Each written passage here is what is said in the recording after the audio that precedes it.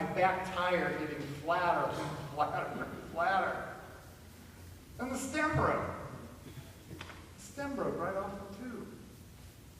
And there I am, flat tire. It was amazing what happened. One of the things I found out about this trip is the support.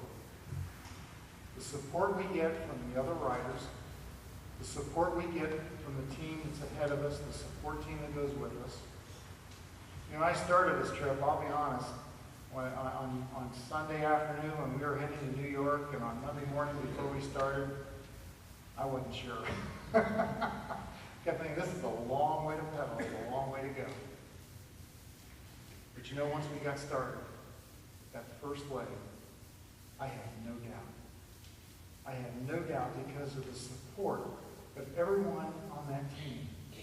The support of everyone riding, whether it was the ones who had the road bikes that were flying out in front of us, to let me add, when they got to the end of the race, they'd ride another 10, 20 miles just to put more miles on before the rest of us got there.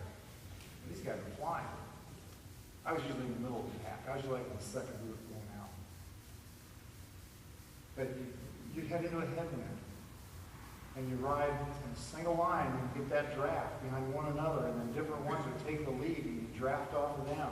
Save a little energy, and it was amazing how well you could do with it in a team like that, knowing you had that support. When I'm there with this flat tire and I look down, I'm just shaking my head. We're in a break. I'm glad it happened during the break. Odd time to happen, but a great time. Thought, well, Rich showed me how to change a flat. So I knew what I was doing. I had all the right stuff and all the right equipment. And so I got into the little backpack on the saddle on the back of the bike and opened that up and got out my toolkit.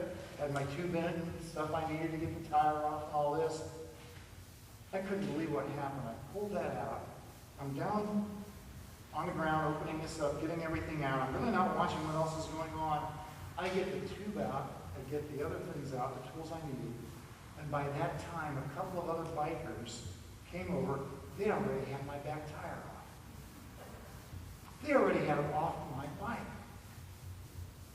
I popped the tire off, got the tube out, did what I needed to do to get the tire, put a little air in it, started the tire back on the rim, got the tube in, put it up through the hole there for the stem, got the tire on, got the air in, got it all pumped up, had my little tools down there. I reached down, I started to get all my stuff together and put it back in the bag, in the little toolkit. Next thing I know, I get that, and I look up, that tire's already on the bike. And I put the tire on the bike. And then I walk up to the front of the bike because I carry 2 water bottles, one with like Gatorade, electrolytes and all that stuff to keep that kind of keep your energy level up, and 1 bottle of water. I get up to the bike to do that, and I look up, and 2 of the ladies on the support team already had my water bottles full and ready. That whole process of changing that tire with all that help only took, I don't think it took more than 5 minutes. It was like no time at all. And I thought, wow, the church. Aren't we here to support one another like that?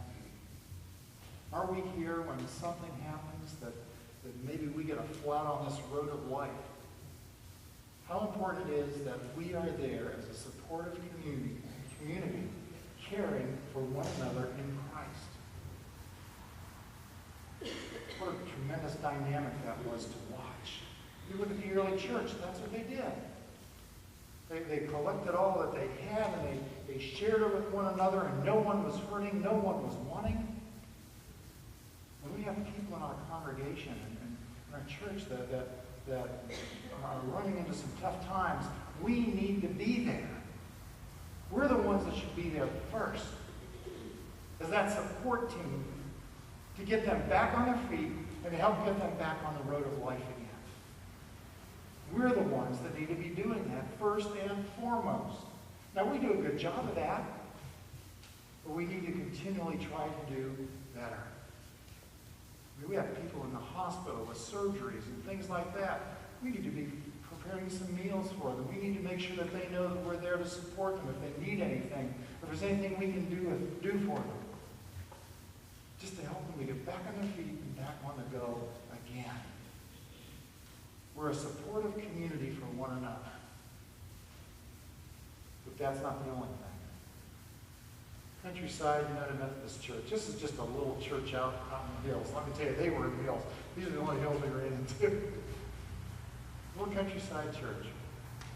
You know, just a small little community, maybe a couple dozen homes around, on the hillside there. Across the street from the church, that was our Wednesday night stop. And we were across the street from the church. There was a very modest home. But there was a young boy there. His name was Michael. Let me tell you about Michael. He was about 10, 12 years old. I don't know what his age was. It was somewhere in that neighborhood. Michael saw all these bikes coming in to the church. When he came across the street, he came over and he started talking to us, different writers. And he's asking what we were doing, what we were about, who we were. We came to find out that Michael's parents were divorced. His mom lived several miles away. She was living with a boyfriend, and he was there with his dad. A nice young man, but it was tough. It was tough. Michael at one point weighed over 200 pounds. He lost almost 70 in the past X number of months, and he was trying to lose some more. Michael was talking to the writers, some of the writers, for a while, and he said, I have a bike, but I can't ride it.